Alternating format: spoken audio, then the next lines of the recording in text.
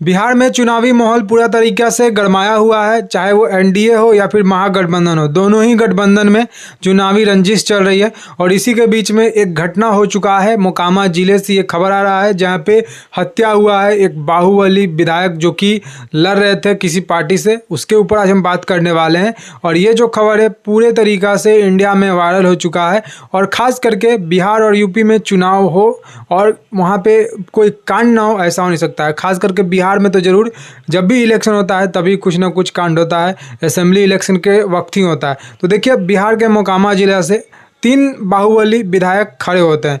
पहले विधायक के बारे में बात करें तो दिलीप सिंह जो कि आरजेडी के कैंडिडेट हैं और इनके ऊपर हत्या लूटपाट का पूरा तरीका से कह सकते हैं केस दर्ज है। और दूसरे विधायक जो है अनंत सिंह, जिनको छोटे सरकार के नाम से भी जाना जाता है, बार बख्तियारपुर मोकामा के कुछ मतलब कह सकते हैं वहाँ पे। तो ये जेडीयू से खड़ा है, जेडीयू के कैंडिडेट है। 2020 में ये आरजेडी में गए थे लेकिन फिर अब जेडीयू में आ गए हैं और जेडीयू से इनको टिकट मिला है और ये उसके टिकट पे लड़ रहे हैं। आपको पता है इनके ऊपर भी आर्म्स एक्ट का मुकदमा चल रहा है, ये अभी पैरोल पे बाहर आए हैं। इनके ऊपर लूटपाट मर्डर का भी आरोप है। लेकिन अभी दुलार चंद यादव जिनका मृत्यु हुआ है, ये मर्डर कह सकते हुआ है, पहला बताया जा रहा है उनका पोस्टमार्टम हुआ था। तो पोस्टमार्टम में उनका आया सामने मतलब कि उनके पैर में गोली मारा गया था और पैर के मतलब आर पार करके गोली निकल गई थी और ये वहाँ से तो मतलब गोली से इनका मौत नहीं हुआ है लेकिन गाड़ी से कुचलने के मतलब बताया जा रहा है, वो जो रिपोर्ट आया है पोस्टमार्टम का, गाड़ी से कुचलने के बाद इनका जो है मृत्यु हुआ है। अब आरोप लगाया जा रहा है इनके परिवार वालों के तरफ से, दुलार चंद के परिवार वाले जो है उनके तरफ से कि जो है अनंत सिंह ने ऐसा किया है। अनंत सिंह ने गाड़ी से उतार कर उनको गोली मारा फिर उनको कुचल दिया गाड़ी से, लेकिन ये पुख्ता सबूत नहीं है। ये सिर्फ एक आरोप भर है दुलार चंद के परिवार वाले जो आरोप लगा रहे हैं। दुलार चंद भी कह सकते हैं बाहुबली ही हैं, उनके ऊपर भी मुकदमा बहुत सारा चल रहा था लेकिन ये जो है जन स्वराज के पार्टी के तरफ से लड़ रहे थे, उनका चुनाव प्रचार कर रहे थे। तो ये इनको जो है जन स्वराज की ओर से टिकट मिला हुआ था। दुलार चंद का 2-3 दिन पहले मृत्यु हुआ है और इनका पोस्टमार्टम में सामने निकल रहा है कि गोलीबारी करने की वजह से ये इनका मृत्यु नहीं हुआ है, रन ऑन हिट का केस है। लेकिन अभी देखिए इनका 100 यात्रा था, 100 यात्रा में गोली चला, पत्थर चला, 100 यात्रा में भी चला। और यहाँ पे आरजेडी के जो विधायक कैंडिडेट लड़ रहे हैं चुनाव, इस चुनाव में उतरे हुए हैं दिलीप सिंह, उन पे भी आरोप लगा रहे हैं। अनंत सिंह कह रहे हैं कि उनका ये कारनामा किया गया है क्योंकि आरजेडी चाहती है कि जो है अनंत सिंह ना जीते। अनंत सिंह का वहाँ बोलबाला है मोकामा ज़िले में। तो यही है जंगल राज। और किसी पार्टी का वो हो, आरजेडी हो, बीजेपी हो, जेडीयू हो या फिर कांग्रेस हो, किसी भी पार्टी के बाहुबली जिन पे आरोप, संगीन आरोप लगते हैं, अगर उनको टिकट मिलता है तो वो अपने आप में दुर्भाग्यपूर्ण है। मतलब किसी भी आरोपी को ऐसे टिकट देकर चुनाव में नहीं उतारना चाहिए। आरजेडी, जेडीयू सभी ने बाहुबली को टिकट दिया है, कोई कम पार्टी दिया है बाहुबली को टिकट तो कोई ज़्यादा दिया है, उस पर मैं नहीं जाऊँगा। बाहुबली को एक ही आप टिकट क्यों ना दे? बाहुबली तो है, समाज के लिए तो वो खतरा है भाई।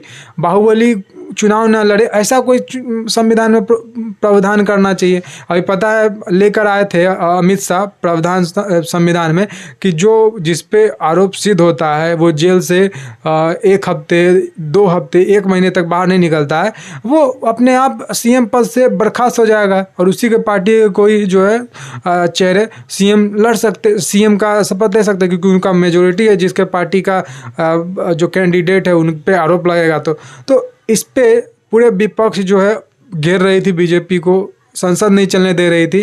तो यहाँ पे बदलाव भी कर रहा है बीजेपी अगर, तो उसको करने नहीं दिया जा रहा है। लेकिन यहाँ पे जो है आरोप लगा है, दुलार चंद यादव का मृत्यु हुआ है, जो अनंत सिंह जो है मुख्य आरोपी के तौर पर अभी उनका नाम सामने आ रहा है। अभी वो आरोप सिद्ध नहीं हुआ उन पर लेकिन उनका नाम सामने आ रहा है। कहा जा रहा है कि वो इनका हत्या किए हैं। पहले दुलार चंद दिख रहे हैं कुछ वीडियो में, वो जम के पत्थरबाजी कर रहे हैं अनंत सिंह के गाड़ी पर। अनंत सिंह की गाड़ी जो है वो बैक जाती है और पूरा तरह से 10-15 गाड़ी को तोड़ा जाता है।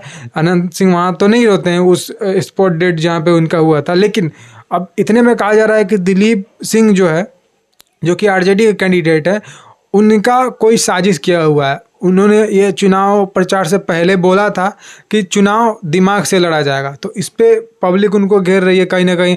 अनंत सिंह के समर्थक, अनंत सिंह के जो कार्यकर्ता है, उन्होंने कहीं ना कहीं घेरा है इस मुद्दे पर दिलीप सिंह को। और अनंत सिंह कह रहे हैं कि इसमें हम पूरा सहयोग करेंगे और जो है सीबीआई जो भी एजेंसी आए जांच करे, हम उनमें सहयोग करेंगे। और इनका कहना है कि हमने ये किया नहीं है। लेकिन कहीं ना कहीं इलेक्शन कमीशन पे भी सवाल उठता है। इलेक्शन कमीशन जहाँ पे सीट गहमा गहमी की है, वहाँ पे उसको ध्यान देना चाहिए कि कैंडिडेट आपस में ना लड़ें और हत्या जैसा बात ना आ जाए सामने, रंजिश कुछ बड़ा ना हो जाए। और बिहार जैसे स्टेट में ऐसा होना स्वाभाविक ही है। तो यहाँ पे ऐसा कुछ ना हो, बाहुबली यहाँ पे लड़ रहा है तो कुछ ना कुछ होगा। तो इलेक्शन कमीशन को सावधान रहना चाहिए था। इलेक्शन कमीशन को फोर्स ज़्यादातर उतारना चाहिए था।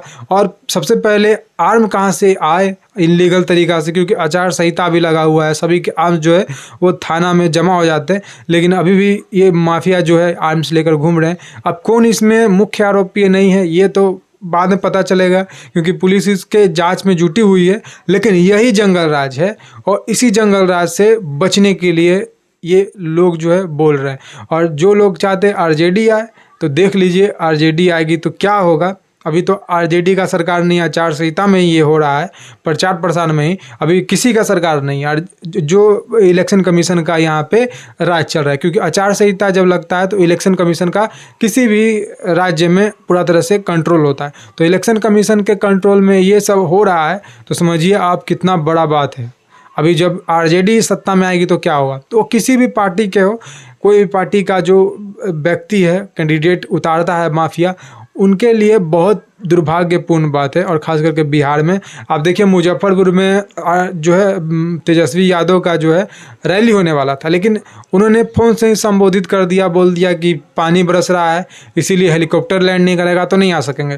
पहले तो बोला जाता था कि बिहार गड्ढे में है या फिर गड्ढे में बिहार है, ये पता ही नहीं चलता था। लेकिन अब हाईवे, इतना अच्छा रोड है, उस रोड पे गाड़ी से जाने में भाई साहब को दिक्कत हो रही है, और वो भी जवान है।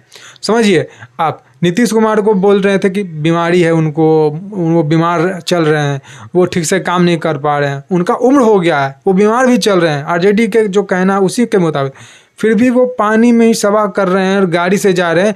मतलब उन तबीयत उनका ख़राब है और ज़्यादा सवा वो कर रहे हैं, उम्र उनका ज़्यादा है और ये यंग है। इनको जो है तेजस्वी यादव को जीतना है, सीएम बनना है, फिर भी ये सभा को संबोधित नहीं कर पा रहे। तो दुर्भाग्य की बात है इनके सपोर्टर के लिए कि कैसे इनके सपोर्टर है कि इतना यंग होने के बावजूद भी ये प्रचार नहीं कर पा रहे। पानी की वजह से हेलीकॉप्टर इनका भाई साहब का लैंड करेगा तब ये प्रचार करेंगे, ऐसे गाड़ी से नहीं जा सकते हैं। तो कहीं ना कहीं ये दर्शाता है कि काम करने का इच्छा नहीं है इनको, सिर्फ गद्दी पर बैठ के आदेश देना है।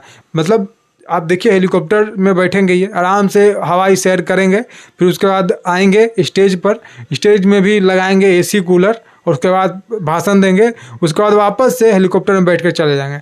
अरे नेता वो है जो रात बिरात पानी ये सब ना देखते हुए अपने सभा को संबोधित करे या फिर ज़रूरत पड़ने पर काम करे, अपना जो है संसदीय क्षेत्र में या फिर विधायकी के जो भी क्षेत्र आता है उनके अंतर्गत, उसमें काम करे बिना जाड़े मौसम बरसात देखे हुए।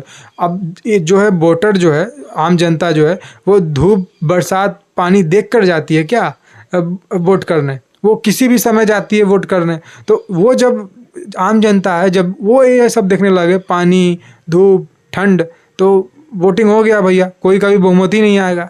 तो ये चीज़ है, ये चीज़ समझना चाहिए। बनना है इनको सीएम, ये यंग है, ये बीमार भी नहीं है, फिर भी ये पानी में कह रहे हैं कि पर रहा हेलीकॉप्टर नहीं लैंड करेगा। जय हो इनकी, मतलब नौमा फेल तो है ही, और सीएम बनने का सपना देख रहे हैं, वो भी दुर्भाग्य की बात है। अब ये भी दुर्भाग्य की बात है कि वो सवा भी एक नहीं कर पा रहे हैं।